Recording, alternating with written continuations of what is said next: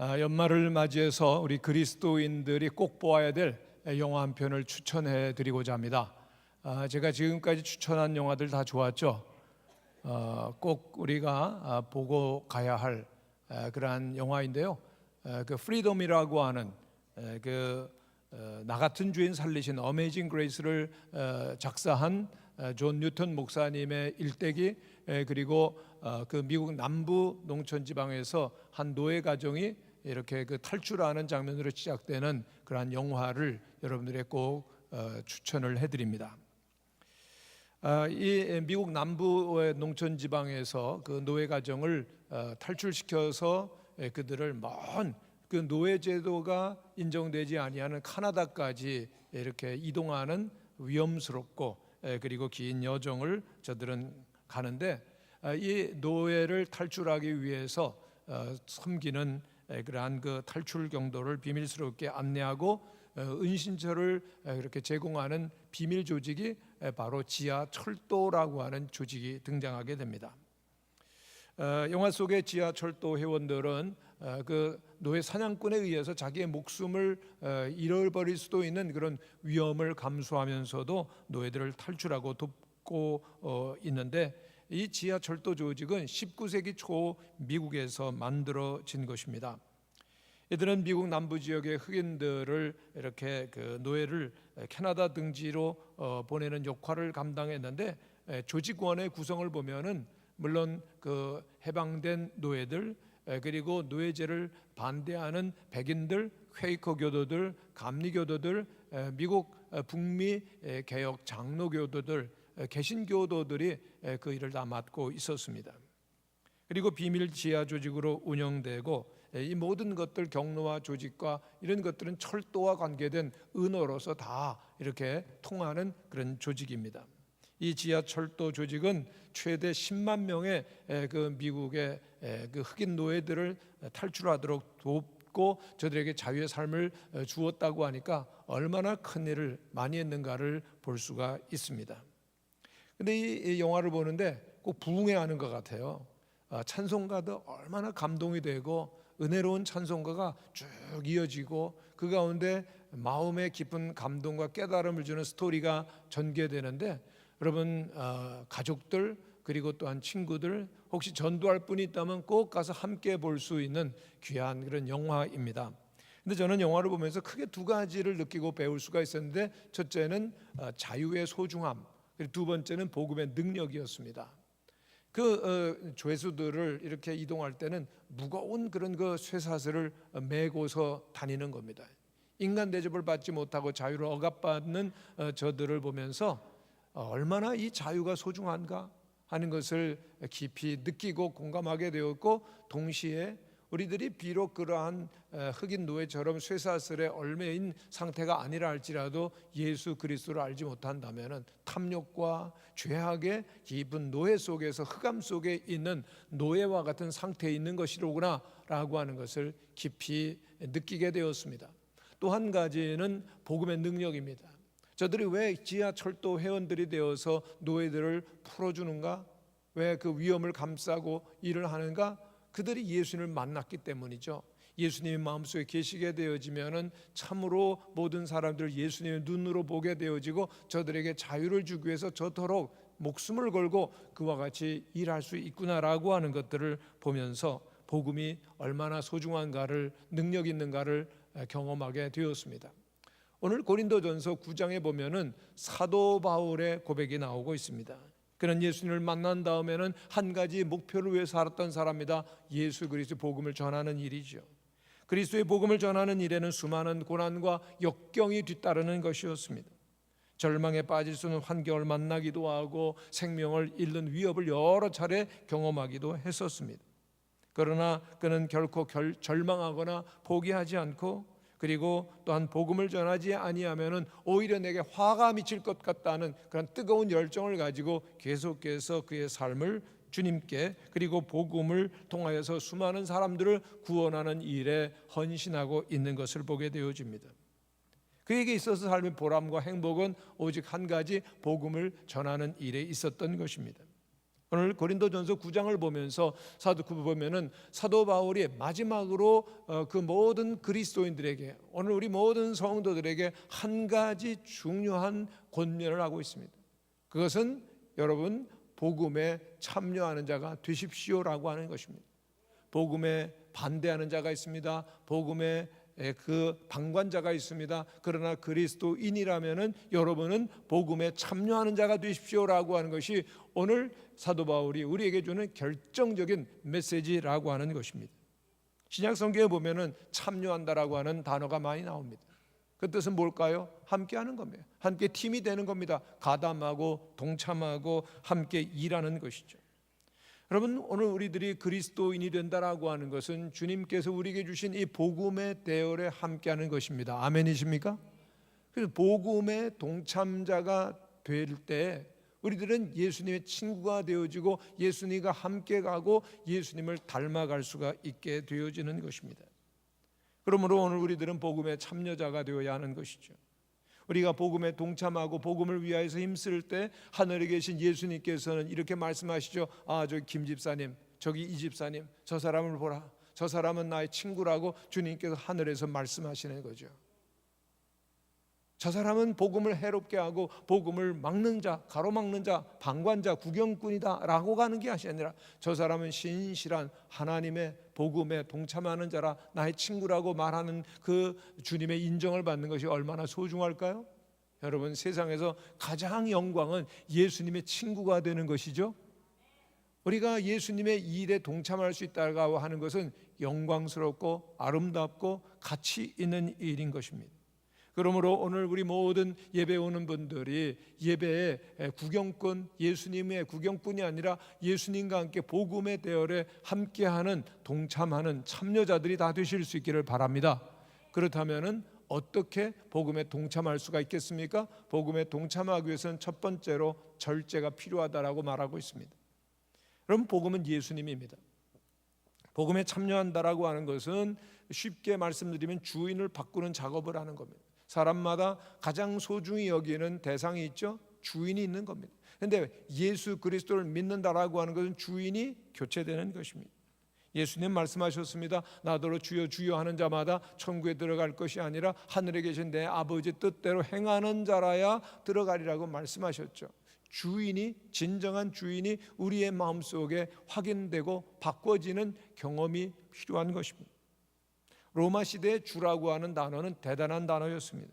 노예를 지배하는 주인, 그리고 신하들을 지배하는 왕을 가리켜 주라고 말하고, 주라고 그를 부른 것은 그에게 절대 복종하는 태도를 갖고 그에게 소속되었다, 헌신되었다라고 하는 것을 말하는 것입니다. 여러분, 우리가 예수님을 나의 주라고 고백합니다. 여러분에게 예수님은 주가 되십니까? 그렇다고 하면은 충성의 대상이 바뀌는 겁니다.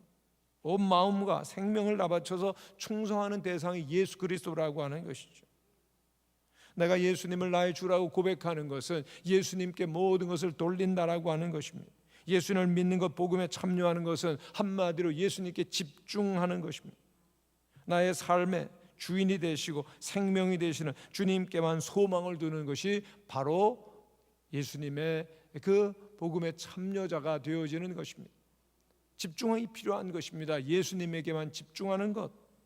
여러분, 우리가 예수님을 믿고 그리고 또한 복음에 집중하는 일 필요한데요. 여러분, 공부 잘하는 학생과 공부 못하는 학생들의 구별을 어떻게 합니까? 그럼 머리가 좋은 학생이 공부를 잘합니까? 아니면은 또 오랫동안 책상에 앉아 있는 학생이 공부를 잘합니까? 공부 얘기하니까 여러분 벌써 부담을 많이 느끼시는 것 같아요.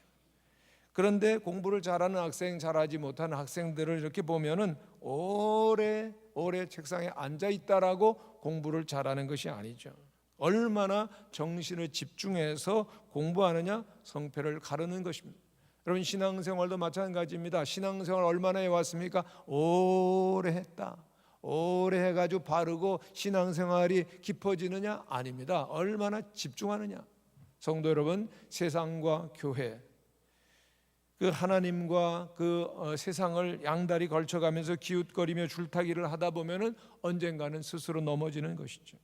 여러분, 믿음의 생활, 우리의 인생 생활에도 집중이 필요합니다.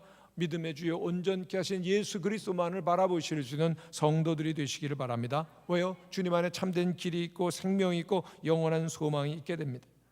예수 그리스도를 바라보고 살 때 예수님의 성품을 담게 되는데, 그를 위해서 우리에게 절제가 필요하다라고 하는 것이죠. 이 고린도 전서를 보면은 사도 바울이 당시 그 로마 헬라 시대에 있었던 올림픽을 생각하면서 말을 하고 있는데, 올림픽에 참여하는 선수들은 최소한 10개월 이상을 예비 훈련을 받아야 했고, 경기 시작 30일 전에는 함께 모여서 합숙하면서 저들은 엄격한 훈련을 받았다고 합니다. 이 조건 채우지 못하면 저들은 경기할 자격이 주어지지 않습니다. 경기에 참여하고 경기에 이기고자 할 때 철저한 자기를 관리하고 절제하는 훈련이 있어야 된다는 것이죠. 자기 자신과의 싸움에서 이겨야 되는 거죠. 버릴 것은 버리고 정리할 것은 정리하지 않으면 안 된다라고 하는 것입니다. 왜요? 복음에 참여하기 위해서, 예수 그리스도를 나의 주인으로 모시기 위해서 필요한 절제가 있어야 된다라고 하는 것입니다. 저는 신학교 다닐 때 한번 마라톤을 해봤습니다. 우리 장로의 신학대학 그 광나루 일대를 쭉 한 바퀴 도는 단축 마라톤이었는데, 그때 마침 월남전에 참여했었던 저희 매부가 선물을 줬는데, 그 선글라스, 라이방이라고 하는 겁니다. 라이방을 아시는지요? 그 당시 굉장히 아주 귀한, 희귀한 그런 선물을 받았습니다. 날씨도 아주 맑고, 그래서 그 라이방을 끼고 다른 그 마라톤을 시작을 했는데 다 저만 보는 것 같더라고요. 그리고 옆에 있는 신학생들도 저를 보고 멋있다고, 대단하다고. 그래서 계속해서 다름질을 하는데, 그건 저의 착각이었습니다. 새로 껴서 얼마 안 되는 그 안경이 라이방이 흘러내리고, 그리고 또한 떨어지고, 얼마나 마음이 아프겠습니까? 그 집어들고선 또 쓸 수도 없고, 그래 들고서 그 마라톤을 하는데, 마라톤이 아니라 그것이 온 짐이 돼가지고 얼마나 고생을 많이 했는지 모릅니다.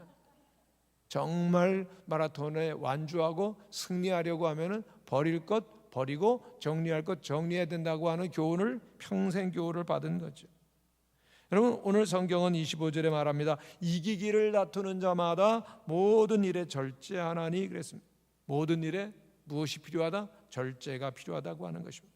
우리들이 완주하고 승리하는 데 있어서 방해가 된다면 다 버려야 되는 것입니다. 최고의 가치를 위해서, 최고의 우리의 목적을 향해서 다 우리들이 절제하고 정리하고 버리지 아니하면 안 된다는 것입니다. 아무리 좋아 보이고 아무리 가치 있는 것 같이 보여도 최고의 그러한 우리의 마지막 파이널 골을 위해서는 우리들이 버려야 되는 것이 있다라고 하는 것입니다. 계속 지고 가겠다, 정리하지 않겠다, 결국은 실패하는 것이죠. 예수님께서는 왜 십자가에 달려 돌아가셨죠? 우리의 무거운 짐을 지시기 위하여 십자가에 달려 돌아가십니다. 히브리서 12장에 보면 이러므로 우리에게 구름같이 둘러싼 허다한 증인들이 있으니 모든 무거운 짐 것과 얼매기 쉬운 죄를 벗어버리고 그랬습니다. 이 말씀대로 우리들이 죄 짐을 주님께 맡겨드려야만 제대로 복음에 참여할 수가 있는 것입니다. 왜? 우리는 스스로 죄의 문제를 해결할 수가 없기 때문입니다. 시편 기자는 이렇게 말합니다. 날마다 우리의 짐을 지시는 곧 우리의 구원이신 하나님을 찬송할지라. 또 말씀합니다. 내 짐을 여호와께 맡겨버리라. 너를 붙드시고 의인의 요동함을 영영에 허락지 아니하시리로다 했죠. 세상 죄를 지고 가는 하나님의 어린 양 예수 그리스도께 무거운 짐을 맡겨드릴 때 우리는 복음에 참여하는 자가 되고 주님께서 주시는 행복을 누릴 수 있는 자리에 들어가게 되어지는 것입니다. 철학자 아리스토텔레스는 인생의 행복 두 가지를 말했습니다. 첫째 행복은 어떤 일을 하느냐가 아니라 억지로 하지 않고 그리고 자원해서 할 때가 행복이 있다라고 하는 것입니다. 무슨 일을 하느냐? 중요하지 않다는 겁니다. 얼마나 자발적으로 마음으로 스스로 하느냐가 중요한 것이죠. 행복한 마음으로 하면 그 어떤 일이든지 행복 그 자체가 된다는 거죠.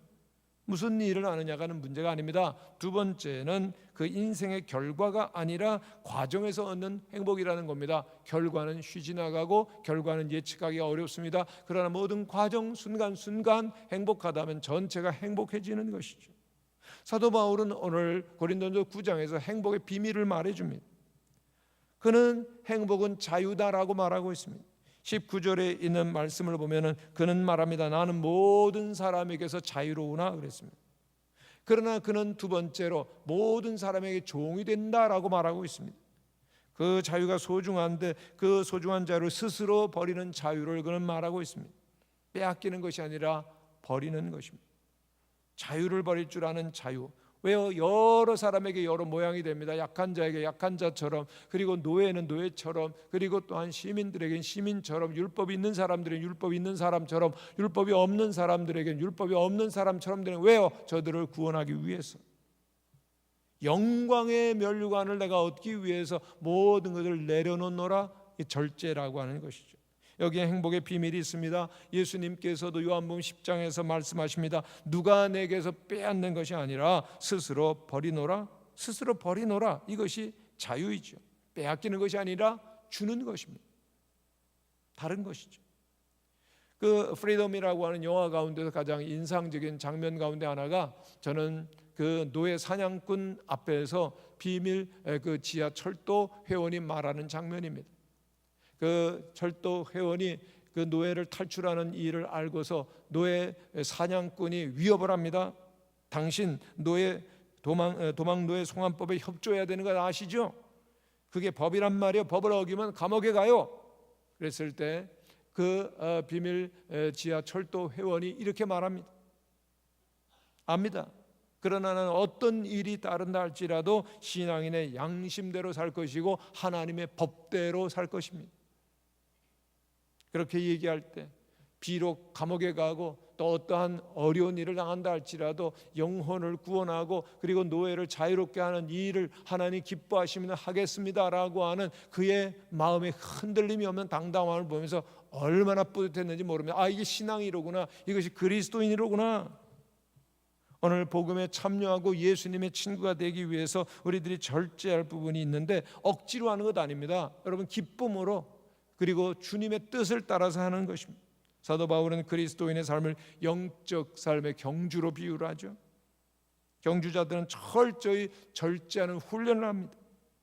그 절제는 억지로 또한 그 금욕주의적으로 하는 것이 아닙니다. 하나님의 뜻에 내 뜻을 맞추는 것이고 하나님의 생각에 내 생각을 맞추는 것이고 하나님이 가진 꿈에 내 꿈을 맞추어드리는 행복한 절제가 되는 것입니다.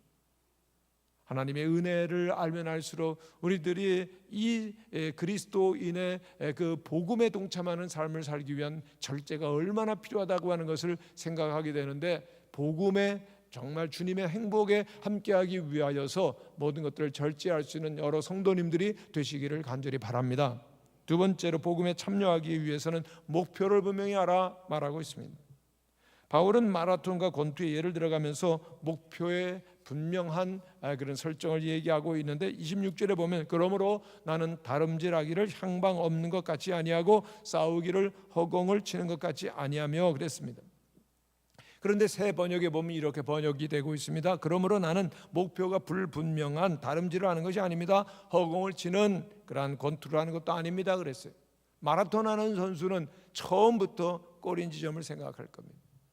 여러분, 권투하는 선수는 그 주먹을 날릴 때 분명한 타격 목표를 향해서 날리는 것이지 헛선질을 하거나 헛뛰는 것이 아닌 것이죠.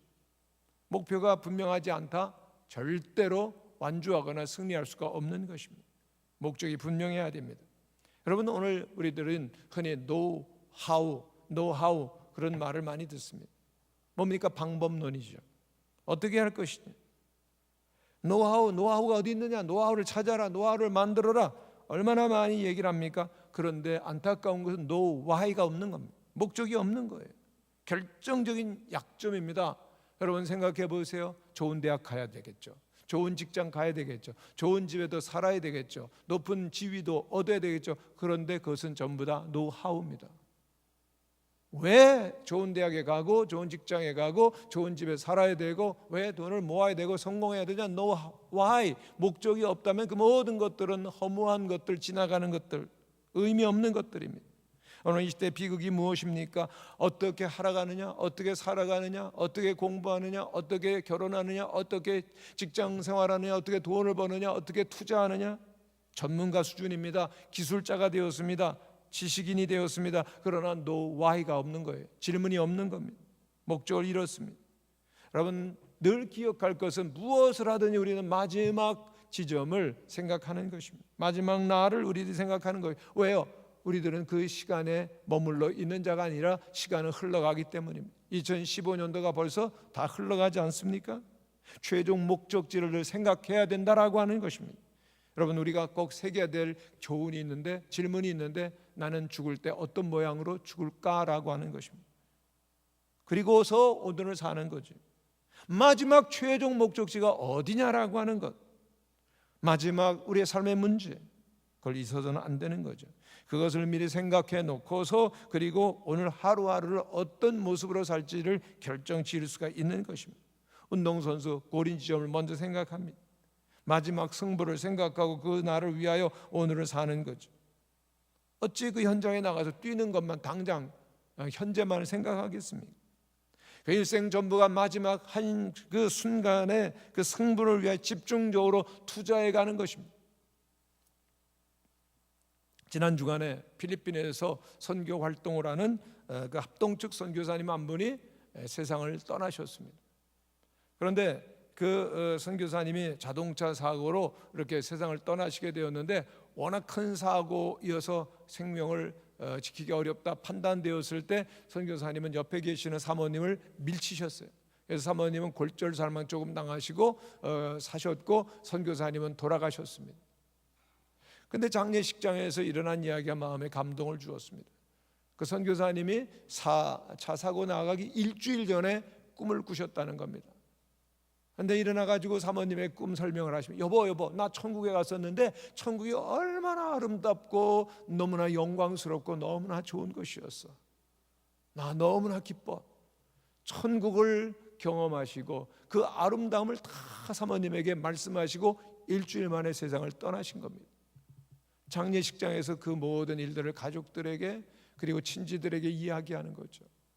저는 그 이야기를 들을 때, 야, 하나님 참 섬세하시구나, 하나님 배려가 많으시구나, 세상을 떠나셔야 될 이 선교사님에게 천국의 영광을 보여주심으로 말미암아 마지막 떠나는 순간까지도 그 모든 일들이 하나의 메시지가 되시도록, 여보, 사랑하는 그 선교지의 성도들이여, 모든 친지들이여, 우리에겐 영원한 천국이 있지 않습니까? 그 천국을 위해서 살아야 됩니다라고 하는 마지막 설교를 그의 사고로 그리고 천국 가는 그러한 모습으로 보여주시도록 하나님은 너무나 놀라운 일을 하시는구나. 여러분, 그렇습니다. 우리에게는 마지막이 있습니다. 그러나 그리스도인들은 마지막이 아니라 영혼을 시작하는 것이고 우리에겐 천국이 있습니다. 그러므로 그 천국을 비추어 보면서 오늘을 어떻게 살지를 생각해야 된다라고 하는 것입니다. 목적이 필요합니다. 역사에 크게 쓰임을 받는 인물들에게 공통점이 있는데 목표의식이 뚜렷하다라고 하는 거죠. 신앙으로 정말 하나님 앞에서 위대한 삶을 살았던 사람도 목표의식이 뚜렷합니다. 모세를 부르실 때 하나님 목표를 주시고 부르십니다. 이제 내가 너를 바로에게 보내어 너로 내 백성 이스라엘 자손을 애굽에서 인도하여 내게 하리라. 사도 바울을 부를 때도 주께서 가라사대 가라, 이 사람은 내 이름을 이방인과 임금들과 이스라엘 자손들 앞에 전하기 위해 택한 나의 그릇이라 그랬습니다. 목표가 있어야 돼요. 여러분, 경영학 용어에 보면은 목표 경영이라고 하는 말이 있는데, 이 말은 충동 경영이라고 하는 말의 반대죠. 여러분, 기업을 하는데 어떻게 하겠어요? 사업을 하는데 어떻게 하겠어요? 마구잡이식 경영을 하면은 사업은 무너집니다. 목표 경영을 해야 효율적인 경영이 되어지는 것이죠. 목표라고 하는 건 상상할 수 없이 놀라운 능력이 있습니다. 목표는 사람으로 하여금 그의 모든 힘과 노력을 한 표대에만 집중하도록 하는 것이죠. 목표를 분명하게 설정하는 것이 여러분의 삶의 소중한 첫 번째 해결해야 될 문제인 것입니다. 한 번은 전철을 탔는데요, 이상하더라고요. 뭐가 왜 이렇지? 보니까는 제가 그 반대 방향 전철을 탄 거예요. 이상하죠. 빨리 해야 될 일이 뭡니까? 내려서 목표를 점검하고 다시금 갈아타는 거죠. 시간이 지나면 지날수록 거리로부터 목적으로부터 멀어지는 것입니다. 복음에 참여하는 자가 되기를 원하느냐? 분명한 목표를 정하라고 말씀하는 겁니다. 여러분, 가정 꾸려가는데 목표가 뭡니까? 뭐 그럭저럭 될 대로 되라 이런 식으로 가정을 꾸려나갈 수가 없습니다.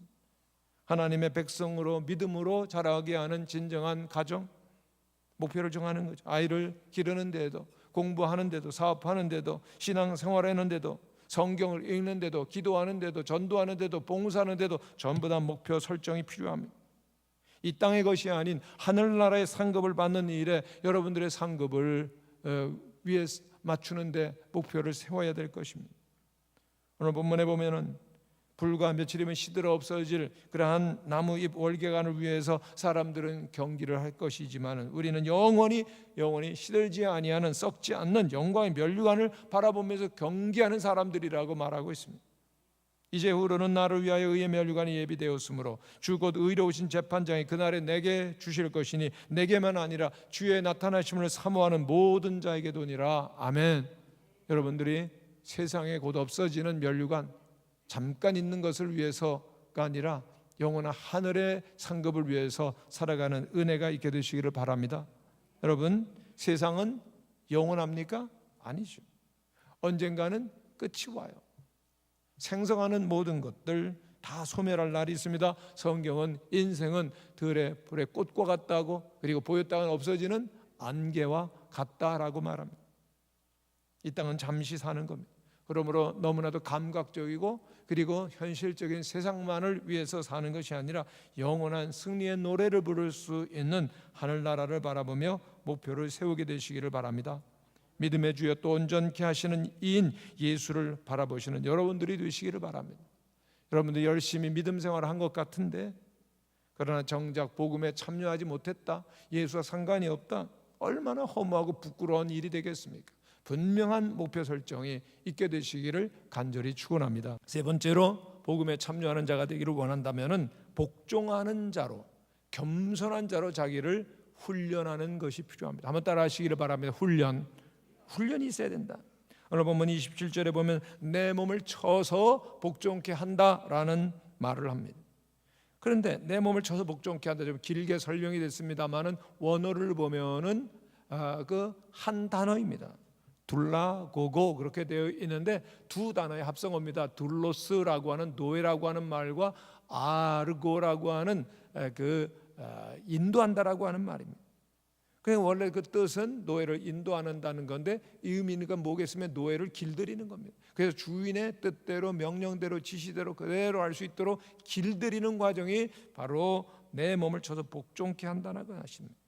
사도 바울은 하나님 앞에서 내 몸을 쳐서 복종케 하겠다, 무엇입니까? 의 노예로 나를 길들인다는 겁니다. 내 몸을, 내 마음을 온전히 주님께 드려서 주님의 종으로서 길들여지도록 바치겠다라고 하는 겁니다. 내 몸을 길들이는 것이죠. 여러분, 이런 말이 있습니다. 마음에는 원이로되 육신이 약하도다.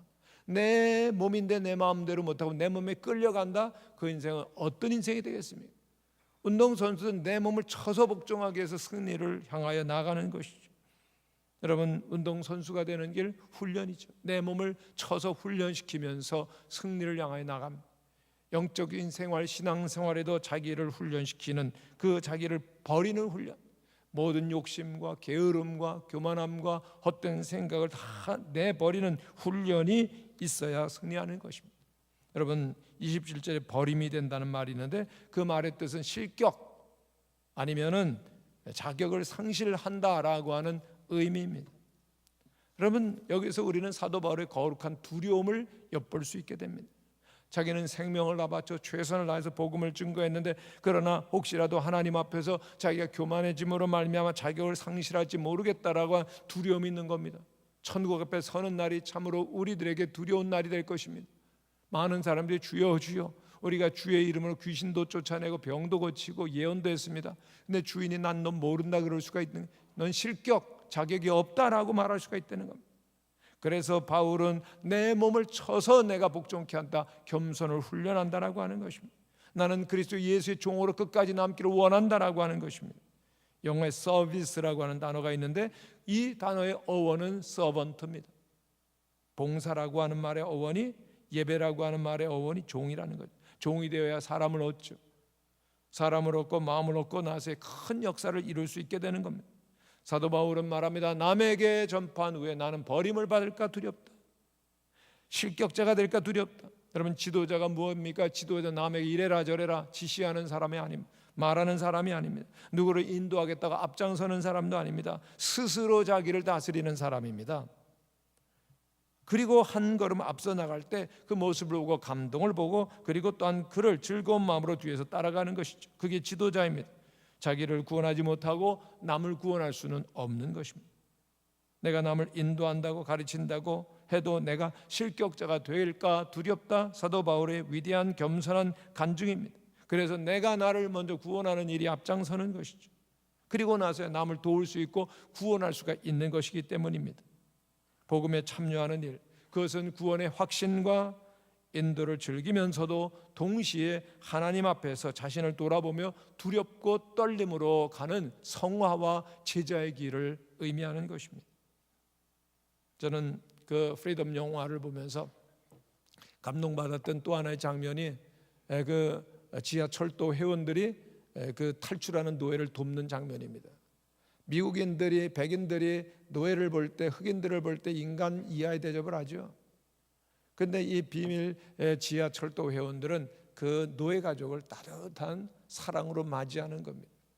함께 식탁을 나누고 함께 안아주고 악수하고 그 노예들이 황송하고 그리고 또한 그 어리둥절한 마음으로 그들과 함께하는 장면이 정말 감동이었습니다.